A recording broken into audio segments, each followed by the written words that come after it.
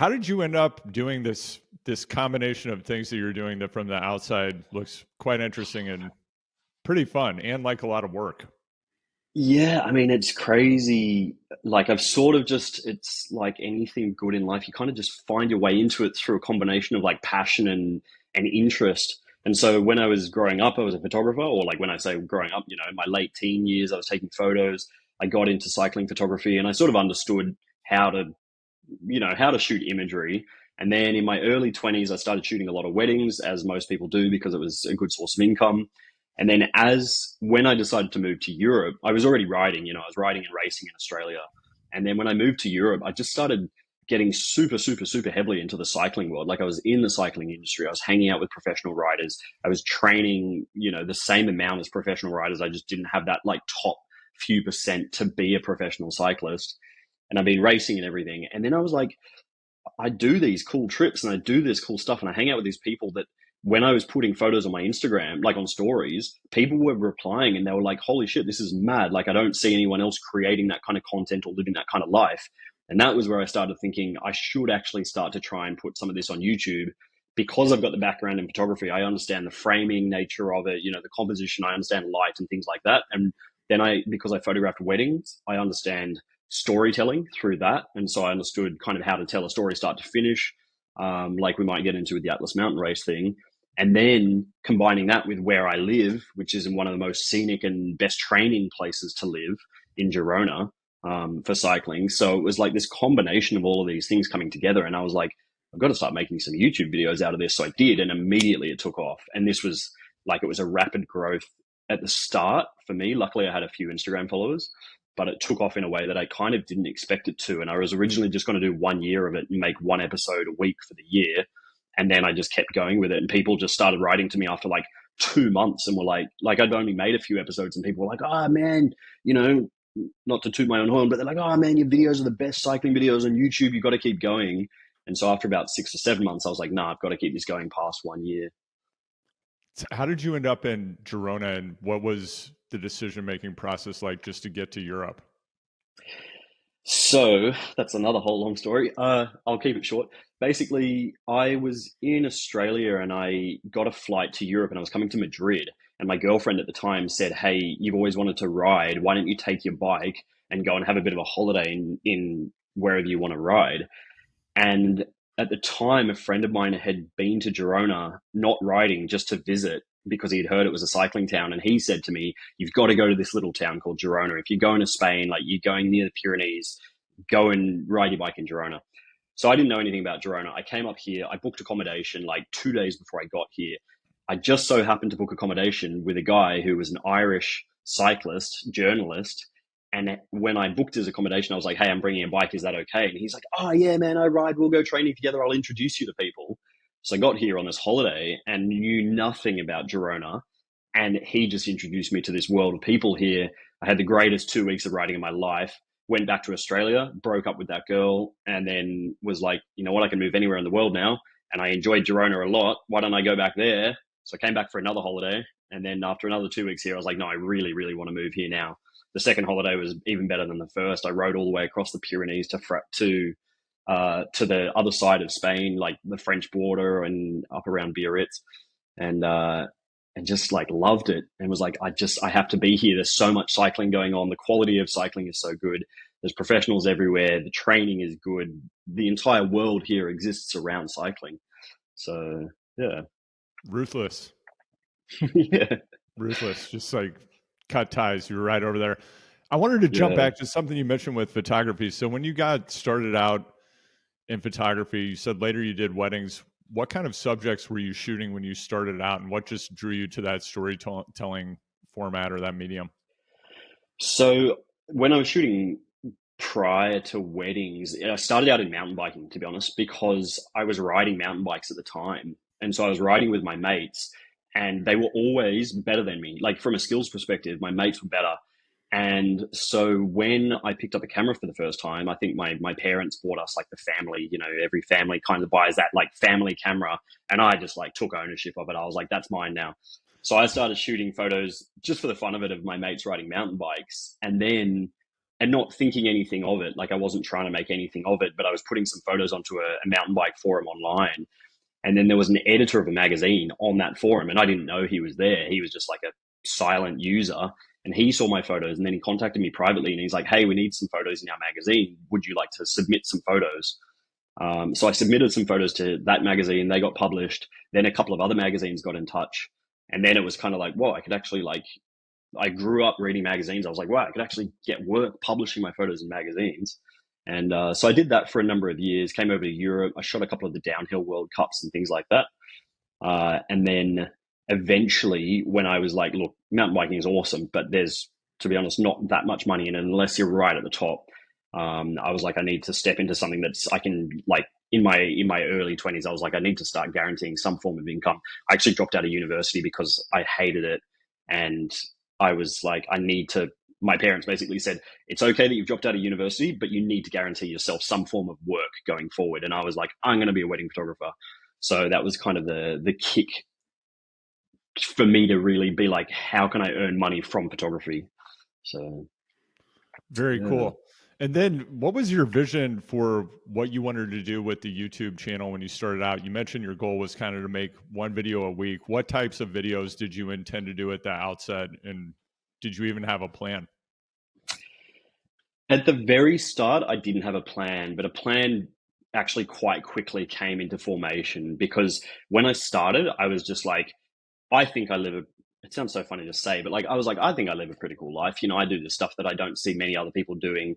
I'll just start making some videos, like basic vlogs about what I'm doing, going out and showing who I'm riding with or where I'm riding or what kinds of riding I'm doing, whether it's a road ride, a road race, a gravel ride or a gravel race or something like that. But then very quickly, I started to realize, no, if I actually put in place a bit of a schedule as to like more of a niche, I wanted to niche down in cycling pretty quickly. And so I was like, people love the professional cycling content. Like anytime I'd put anything with pro cyclists on my Instagram story, people were responding to it. I did a really cool trip with one of my closest friends, Ben O'Connor, who is a very good cyclist. He's a world tour. He's won a stage of the Tour de France. I did a trip with him before I was on YouTube, and heaps of people replied to that. So the next year, when I had my YouTube channel, I was like, "Hey, do you want to go we'll do another bikepacking trip, and I'll make a vlog about it and stuff." And he had just come back from the Tour de France, so we did that. And I noticed the best response was to sort of the professional cycling, the training, and not so much my racing, but a little bit of talking about what pro riders were doing. And so then I was like, I'll niche down into more of the performance side of cycling, which is what I'm interested in. And that's what got the best response. So, What do normal people not know about the world tour lifestyle that might surprise them? everything. No, I mean, that's not true. But I think what interested me and part of the interest in making YouTube videos where I either broke the barrier or put myself in between the average everyday cyclist and a world tour cyclist is I wanted to show people the things that they don't know are that cyclists are actually just really normal people. They just Right. work really hard on the bike. I think a lot of people also, though, don't realize that cycling is a real job for world tour riders. Like, it's not them going out and riding their bike. Like, it's very in the same way you would go and sit in an office and clock in and clock out. It's very, very specific in terms of guys will have a very set schedule for how they sleep, how they eat, how they train, their intervals, and things like that. And I see a lot of people not quite understanding that pro riders are at work when they're on the bike, and they need to focus in the way that any professional focuses when they're at work. So to answer your question, what do people not know? I mean, I think people have an idea. It's just the severity to which that's taken, as in it's a 7 day a week job. Your entire life revolves around it. There are guys who miss the birth of their first child because they're at a race. There are guys that miss massive life events. They have to be on from, January, February in terms of racing through until often October. And they don't get much time off in between, and they're missing all sorts of life events in that time. So I think the level of commitment, sorry, just to bring it back to your question, I think the level of commitment is what people probably don't quite understand. It's not just riding the bike. It's like the eating, the sleeping, if your kids are sick, it's sleeping in another room. If, there's stress going on at home, it's finding ways to get away from that just so you can perform optimally on the bike. As someone who it sounds like you've competed at a pretty high level, and I know that you've made some videos about your own competitive pursuits. Now that you have spent a lot of time with World Tour riders, you out race on your own, and then you train with World Tour riders. What has this helped you understand about your own ability relative to the very best people in the world? It's been to be honest, it's been a hard pill to swallow because while when I moved to Girona, I knew, okay, you're probably too old to become a professional. I was 27. I always had hoped, there's always this hope that like, oh, actually, maybe someone will recognize. And even when I won races, I was like, oh, maybe someone will recognize me. But what really sunk in was just after a lot of time spending time with World Tour riders, it was realizing, yeah, like I can do the exact same training. I have done the exact same training. I've done the same sleep schedules, altitude training, diet, everything. And I just don't have that top few percent. And I think what a lot of people, well, I think people do understand it, but I think it's a hard one to learn that the best riders in the world not only do all the training and the sleeping and all of that, but they have the physiological element there, which just puts them a few percentage points above the everyday person who trains as much as they can possibly train. I mean, I train in the best, what I consider one of the best training grounds in the world, being in Spain and northern Spain, where the weather's good, the roads are good, and with some of the best riders. And I just, even doing the same training in the same places, I can't quite get that last few percent physiologically. So that was a tough one to swallow when I realized, okay, you're not actually going to ever be paid to race a bike. But then I was like, look, I've always wanted to be a pro cyclist. How else can I go about achieving that dream? And that's also where the YouTube ties into it, because now I have sponsors who help me financially to basically ride my bike and make video content for a living. So I get sort of this best of both worlds. So let's talk about that Atlas race. And for people who aren't familiar with that Atlas race, could you just describe what the event is and what it's like? Yeah, so the Atlas Mountain Race is a race in Morocco, and it's about 1,100 kilometers or 1,200 kilometers. It's got about 20,000 meters of climbing or so. It's an ultra race and it's a single stage race, so it's fully self-supported. You don't have to stop anywhere. You can basically stop wherever you like if you want to stop. Some guys do it non-stop. They'll have like 45 minutes of sleep each night and just keep going. Basically, you start in one point, you have to finish in another point. You have to follow the same route, but yeah, everything that happens in between is basically up to you. So carry your own food, find your own water, places to sleep. You can sleep wherever you want. If you do find a hotel, you can sleep in a hotel. But in the Atlas Mountains of Morocco, there's not that many hotels. So a lot of it is like sleeping outside on the ground and bringing your own sleeping gear and things like that. And I've been a fan of your work for a long time. That video for me is my favorite piece of work that you've done so far. And I'm looking forward. I'm assuming you're making something about Badlands, right? Yeah, yeah. There's one coming from Yeah. Badlands as well. Okay. And I want to talk about that experience as well. And I'm looking forward to that video as well. But man, just the experience that you had in the Atlas Mountains race was so gnarly. If anybody listening hasn't seen the video yet, I really recommend going and checking it out. I'll definitely put a link in the show notes because that's what we do on podcasts. But a lot of things happened in the course of that race, including, you had a lot of difficulties with your hands, and you need your hands to hold on to your handlebars, Tristan. That's why they're called handlebars.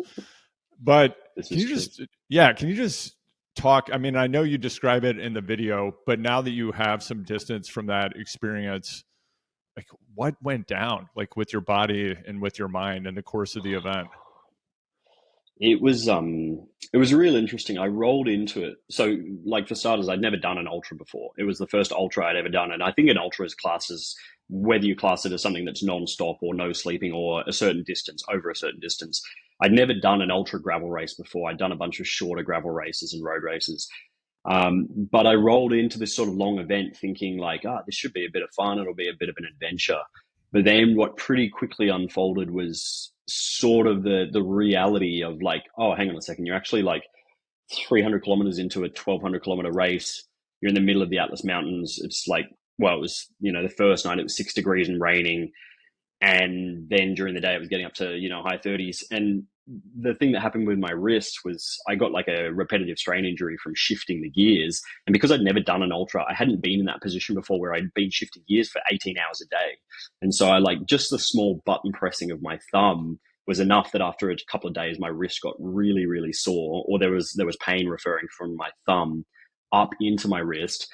And then what happened as a result of that was there was all sorts of mental fatigue going on, because I started thinking, am I going to be actually able to get this thing done? If I stop and I'm in the middle of the mountains, what am I going to do? Am I going to walk my way out because I can't really ride, because eventually I couldn't really hold the handlebars that well.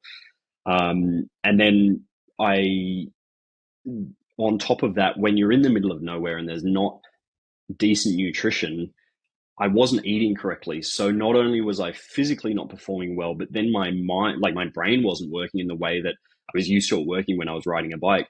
So it was this sort of overload of the nutrition, the pain, then the fatigue. Like the first night I slept 1 hour, the second night I slept 2 hours, but like on the floor of a random cafe. Like when I say on the floor, I mean on hard tiles. And then the third night I kind of had a real bit of a meltdown. And then I did get a better night's sleep or more sleep, not a better night's sleep, but more sleep on the third night, because I realized I'm going to have to sleep if I want to get through this thing. I couldn't treat it like guys who have done ultras before treated it, which is basically go as far as you can on no sleep. I thought I was a bit of a hero until I did that event, and then realized, no, actually, the guys who are good at doing this are good at it because they've done lots of them before and they know what's coming. And for me, when I didn't know what was coming, it all became a very serious overload of physical and emotional and mental pain in a way, if that makes sense. Yeah, completely. As you've reflected on the experience and you just kind of described this being overloaded with a number of new sensations and situations you just hadn't encountered before, I'm curious, in that moment, what was your strategy just for navigating through that and getting to the finish, which you did, not to spoil it for anyone. And reflecting back on it now, did you develop a different strategy to apply going forward? Yeah, I mean, the strategy going forward was screw ever doing one of those again. So that's that was kind of how I finished it. But no, so what I did was when I had the third night. So like for anyone who hasn't seen it, it took me 5 days, and on the third night, I basically was like, you know what, I'm no longer racing. I'm now just riding to get to the finish. And what that allowed me to do was just slow down and not need to rush through it in the way that I had been. So with things like the shifting of the gears, I mean, I did continue to ride, but I just took it slower. I just let myself go slower.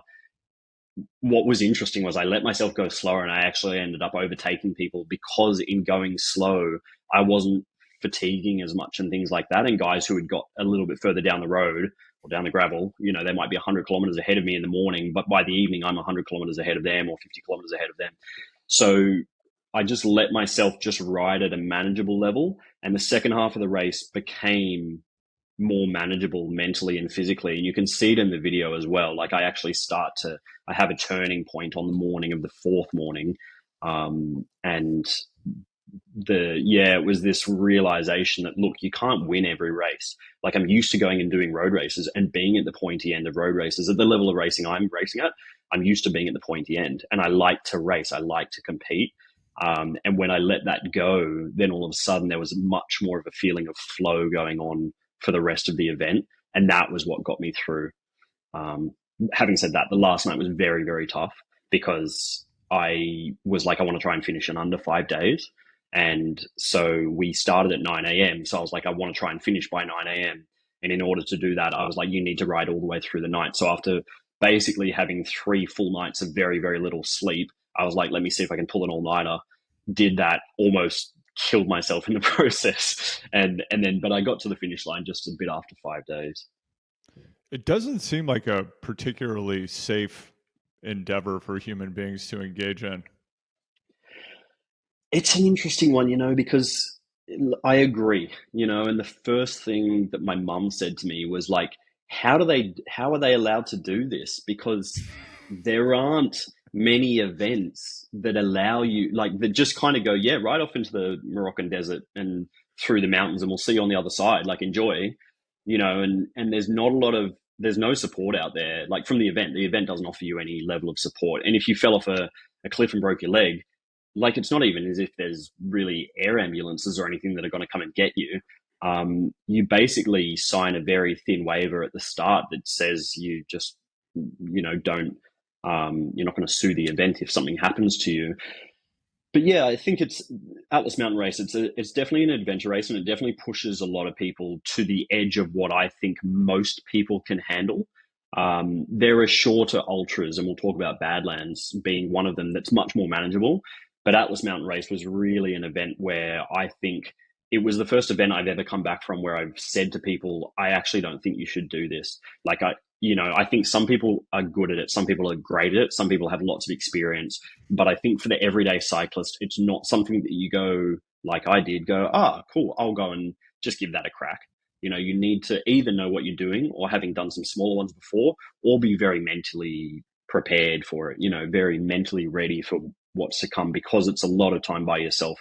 It's a lot of time figuring out your own problems in terms of nutrition and drinking, like finding drinking water and things like that. Not getting sick along the way. And then, riding a bike 1,200 kilometers as fast as you can is also just a physically demanding effort. And some of the tracks we were on were barely rideable. So, yeah, I mean, I agree with you. It's definitely, I would say it's at the upper limit of what most people would be able to handle, for sure. Why did you want to do it before you did the event? What was your reason for even attempting it? A lot of people ask me this, and I think, like, a lot of people would ask anyone doing ultras, what is the reason? For me, having done a lot of cycling, like, I'd done a lot of riding before that, it was a chance for me to be like, actually, like, can I do something that pushes me? It's a bit cliche to say, but pushes me to my limit. I really wanted to do something where I didn't know what the outcome would be. And that was quite an exciting prospect. So, like anyone doing ultras, I think there's a level of unknown there, which is both exhilarating and exciting, and anxiety inducing. And I did have quite a lot of anxiety leading up to the event. Like, I really wasn't sleeping very well because I was so concerned. But that sort of type 2 fun is always there, where it's like, I'm going to look back on this and it's going to be mad. And looking back, it is a combination of the worst thing I've ever done, the best thing I've ever done, the most adventurous thing I've ever done. I love the video that I got out of it, because it's something that I look back on and go, wow, I'm glad I have that memory of doing that and pushing myself to that limit. And also going, I've got the memory, so I don't need to go and do that again. Like, I know what that limit is now, and I've reached that limit that I want to reach. So, But do yeah. you? Do I? Do you know your limit? It's funny because, as you said, like, I've had some time and space away from it now, and I'm like, no, I could go harder. So, on one hand, I do. I remember what I went through, but on the other hand, I'm like, get me back in there. So, yeah, the paradox of doing these events. Something that having watched the video and thought about the experience that you've had a fair amount, watching the video, I like, personally, I didn't get this sense of where are you in relation to other people, because it seems like there are very big periods of time when you're doing an event like that when there is just nobody around, or at least that was my perception. Is that actually the case? That is actually the case. Like, what amazed me about that event. So I think there was about 130 starters, and I can tell you, very quickly, 130 people can get spread very widely across like 500 kilometers. And so, you think, oh, there's 130 people around you. We rolled out, and within 60 kilometers, there was no one 10 minutes ahead of me and no one 10 minutes behind me. And yeah, there was long periods, especially by like day 3, day 4.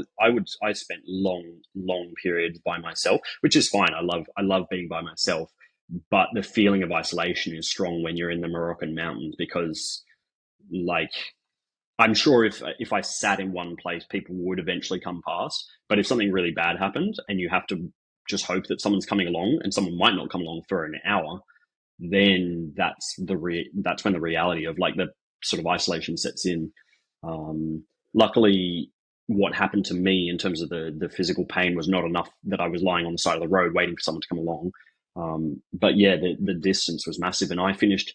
The fastest rider finished in around 4 days. I finished in 5 days, and other riders took 8 days. So there's this 5 day spread between the fastest rider, or sorry, 4 day spread between the fastest rider and the slowest rider, which is a big period of time for people to be out on a course.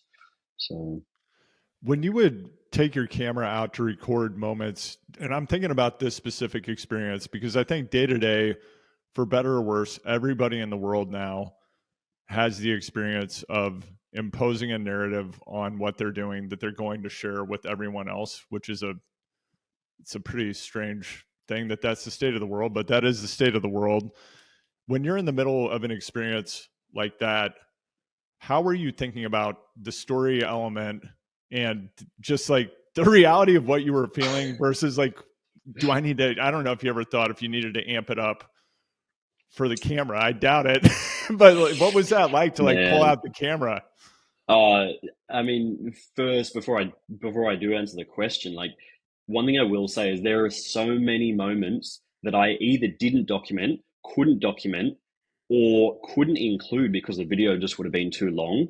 But like for me, I thought that I might have before I did the event, I thought I might have to amp it up a little bit for the video. It turned out that it amped up for me, like as if I wasn't prepared to film what was going on, and that's why I ended up missing so much. So there were lots of moments when there were moments at the start when I wanted to pull out the camera and film, and I just couldn't because it was just like I was trying to ride and I was trying to race, and I couldn't verbalize my every thought into the camera. About how incredible it was on day one or how exhausting it was or whatever.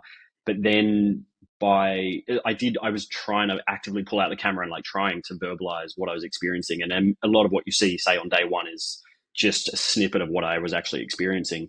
But then by day three, I was I never needed to act, which I would hope I'm never acting for the camera, but like, I never needed to put on or talk anything up. But by day three, I was having to force myself to pull out the camera to record what was really going on. And part of the not wanting to was because I actually got really sad that the video was unraveling in a way that I didn't expect it to. And I had this idea of like, yeah, I'm going to document this amazing journey and, like the sort of triumph of going and doing this event and doing it well. And then when I didn't even know if I was going to finish, that all started to unravel. And initially, I didn't want to admit to it unraveling to myself and to the camera. But then once I did, and I lent into that story a little bit more and I went, just record it and you can put the story together afterwards. Just record your feelings and your thoughts and, the emotions of it. Then it was painful, but it was manageable. So again, like the actual event itself, it kind of took me on this trying to film it took me on this big journey of like, is this video, I've waited 2 years to do this event and make this video. Is the video going to be a failure? Is the event going to be a failure? Am I going to be a failure? I've told people I'm doing this thing. BMC has come on board and supported me with a bike to go down there and do it. And, so the difficulties of coming to grips with that at first were very serious difficulties. And then they became, part of the story, which is something that again, like I'm really happy that I documented it as much as I didn't want to. But I do want to reiterate as well for anyone watching, like or who wants to watch it, there's so much of it that I just couldn't tell. There's so much of the story that you experience in this 5 days that you just can't put into a camera when you're recording yourself. And even if someone was recording me, I wouldn't want anyone to record me in that situation because it wouldn't have been authentic.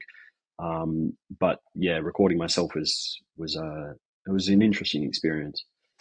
Not everyone has the ability to verbalize their internal monologue in a way that's actually interesting to other people. But I feel like you do, and that's part of why your content is so interesting. And for me, having consumed a lot of other videos about ultra races, the thread is almost always something about the difficulty of the event and the human being who's documenting it unraveling, right? I mean, that's kind of the typical narrative. But I did Yeah, find I yours think to this be, makes for the best stories, yeah, yeah, the best ones are always done when something, and not that you want something to go wrong, but that something goes wrong in these events. It doesn't, like, people said to me, stuff will just beforehand, people said stuff will just go wrong that you won't even know is going to go wrong. And that's what happened. And I think this happens for so many people. Um, and if you can get that out into a way that makes sense, it's captivating. Like, I love watching them as well. So Yeah, and perhaps part of what's compelling about them is that it's interesting to me because what you've described about your trajectory actually sounds very linear, and like your talent and skill have been met with opportunities at the right time, and things have kind of unfolded in a fairly linear fashion, which is not always the case. Typically, it's not for most people. And I think with that video in particular, and why I think people are drawn to that, or things like Meru or 14 Peaks, or just documentaries about people endeavoring to do really challenging things, is that is most of what life is like. And that is what most of business is like, is you're just triaging the challenge that pops up that could be incapacitating emotionally, financially, whatever, but like you just keep going, and that's successful people figure out a way to solve those problems and just crack on. mm, mm. But when you got back home and you sat down, I just think that it's so interesting for someone who does what you do, that you then do have to impose this narrative on the experience that you've had, and you've had a lot of footage, I'm assuming. So then Yeah. you had to spend probably a couple of weeks, I would guess, sitting down and putting the video together. So what was it like to have to watch yourself in that state and then impose a narrative on it? It's interesting, because I got to admit, like, I cried a few times watching it back, like, as I was editing. The editing process took about 100 hours, so it was a good deal of work.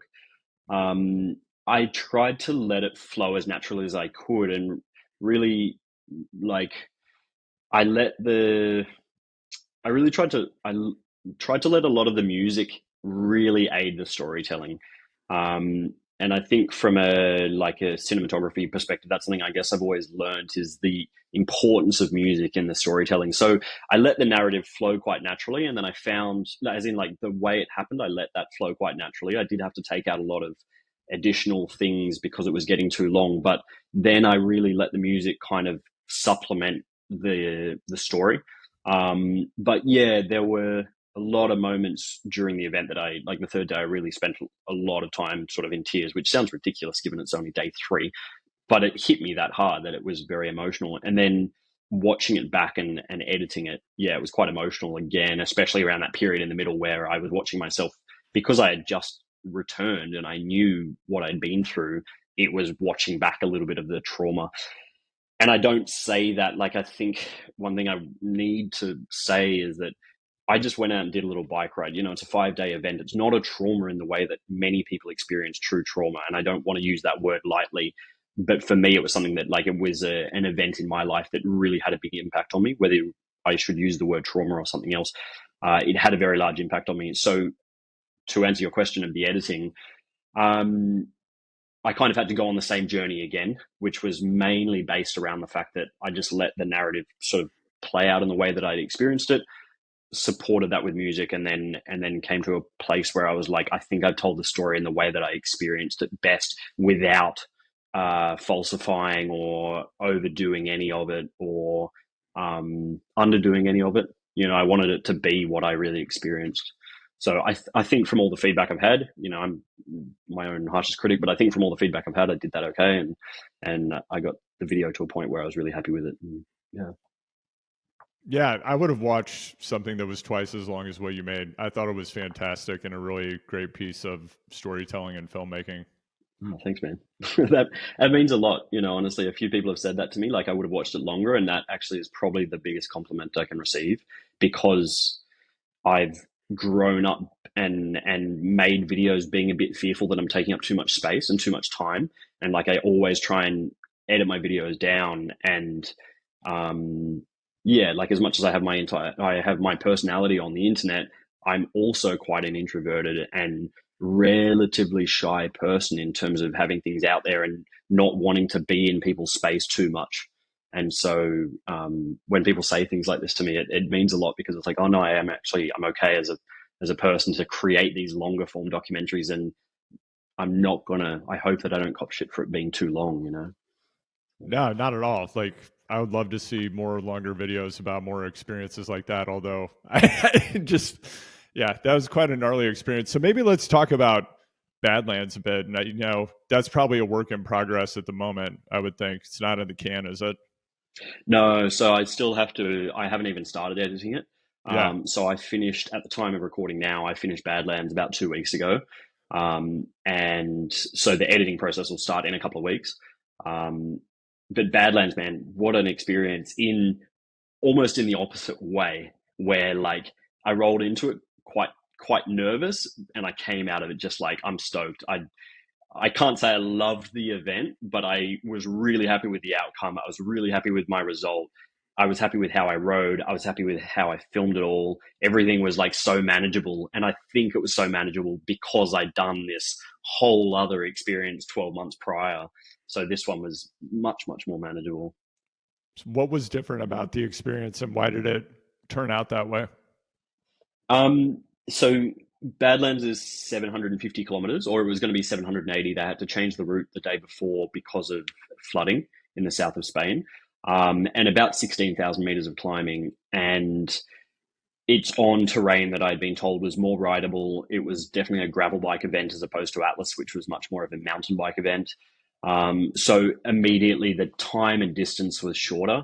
And also because I'd done an ultra before, I was like, I got this. And it is interesting. When I finished Badlands, I was like, I never want to do another one. And then very quickly signed up to, sorry, when I finished Atlas, yeah, I very quickly signed up to Badlands, even though I didn't think I wanted to do another one. And then when Badlands rolled around, I was like, no, I'm fully ready for this. I've got that 100% of experience from the previous ultra.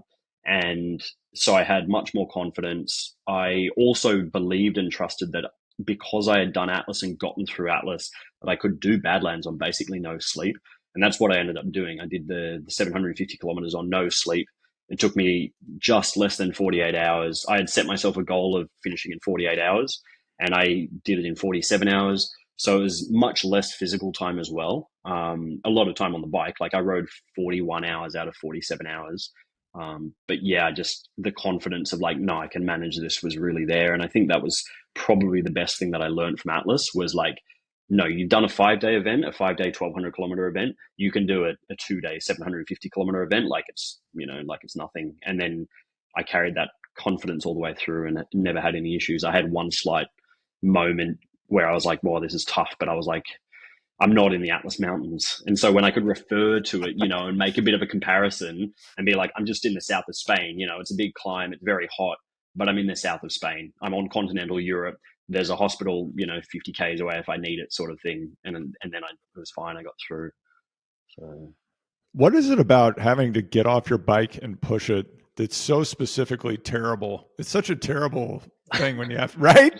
When you're in an yeah, event and yeah, you're why do I have to get off my bike and push it right now? yeah. It's funny you say that because at Atlas Mountain Race in Morocco, there was a lot of hiker bike. Like there was sections, and if anyone watches the video, you'll see one of the things that I didn't really touch on for too long is there was one night on the third or the fourth night where we were like hiking down into these big crevasses and up the other side, and like you're carrying like an 18-kilo bike fully loaded. That was just frustrating. But then what's funny is in terms of hours of hiker bike at Atlas, there was multiple hours of hiking the bike and carrying the bike.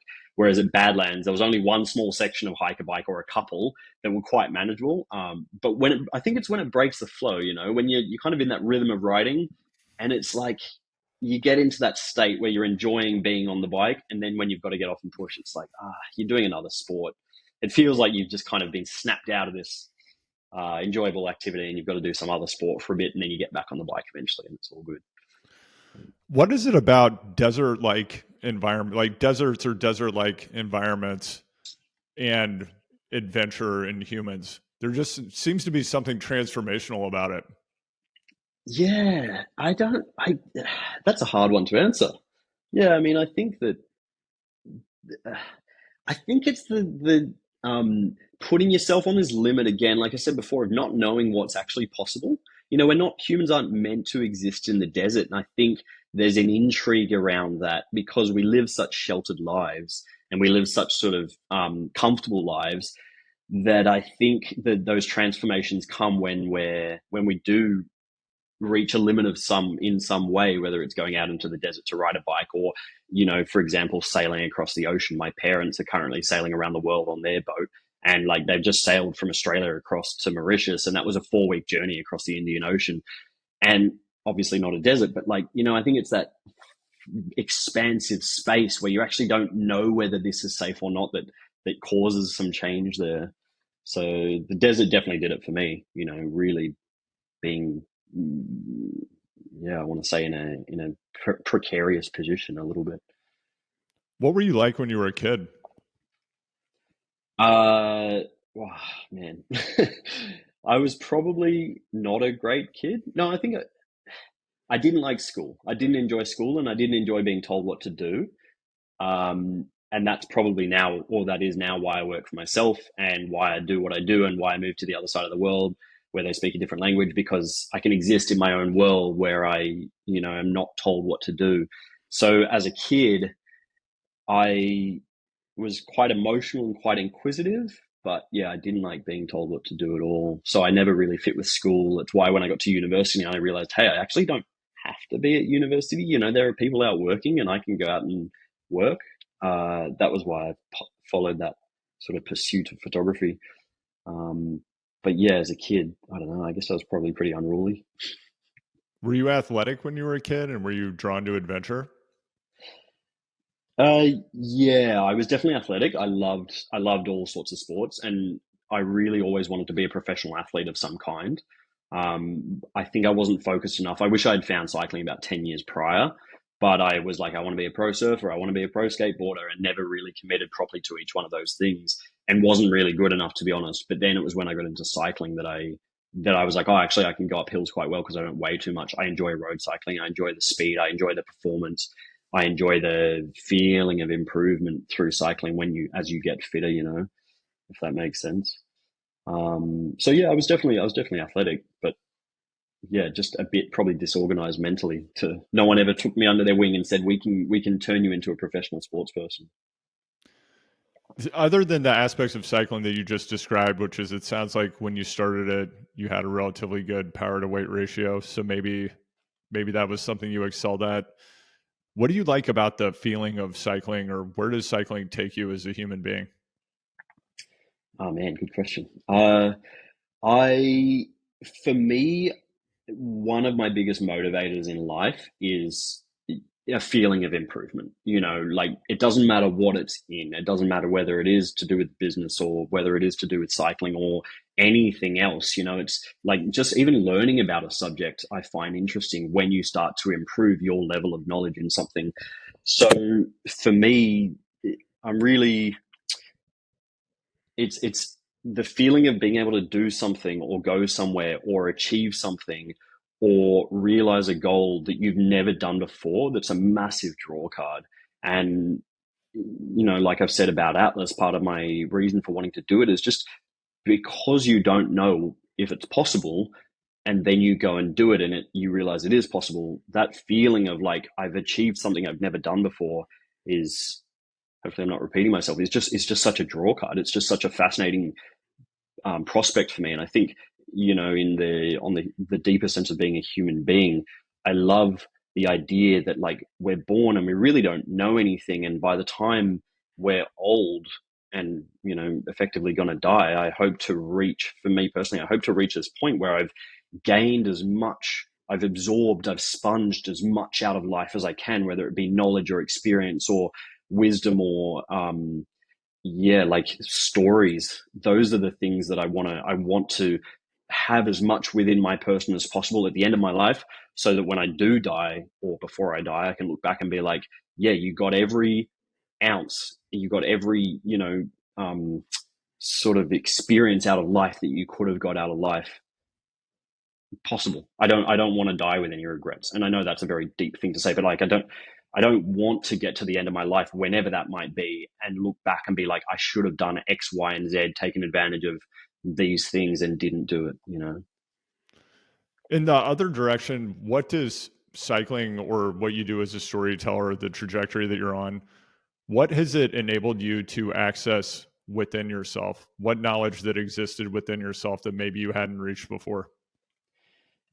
I would say to start out with, sort of along the lines of that same point I just made about the feeling of improvement, it's taught me that if you commit to something, and it actually doesn't, it extends outside of cycling, if you commit to something and you really commit to it in every way, like physically, mentally, emotionally, spiritually, in terms of hours that you put in, all these things, it's incredible what you can do. Like cycling is the vessel for which I've learned that, but it applies to anything. And so when, for example, I started my YouTube channel, I know that with my YouTube channel that my videos at the start were average and I know that they improved and I think they have a lot of improvement left to go. But I know that provided I make that commitment to them and to the channel, that it will naturally grow. And the same is obviously true of business. It's for yourself. Like it's when you commit to something completely, the growth will happen and it's there. And people do now message me occasionally and say, how should I grow my YouTube channel? Or I want to start a YouTube channel. What should I do? And I always just say, man, or like whoever it is, just put one foot in front of the other and you will reach your destination. Like the fastest way to get from A to B is to just stand up and put one foot in front of the other and you'll make your way there eventually. And like Atlas, say for example, Atlas is a small version of that. Was I knew when I was really suffering, the fastest way to get to the finish was just going to be to do it. It was just to get on the bike and just keep riding. And even when I was in pain, to just keep pushing on the pedals, because eventually that was going to get me there. The sitting around, the complaining, the crying, the wanting to find food, the going off track to find food, like that sort of thing was not going to get me to the finish any quicker. What was going to get me there was getting me there, to the finish. So, How does what you consume inform what you make? um, in terms of YouTube videos, or Whatever, like music, other art you're ingesting, I don't know, whatever it is that inspires you. I think for me, funnily enough, I mean, I grew up watching so many surfing videos, and like my parents could attest to the fact that they would come home from work and I would have been at home for 3 hours just watching surfing videos. And but and the way that informed my video making is that I like to include as much music driven action in my videos as I Right. can. And so if you watch any of my videos, you'll see there's these peaks and troughs of music that kind of have sequences of writing to them to give people that feeling of action. And that has come from a background of watching, surfing, skiing, skating, videos when I was younger.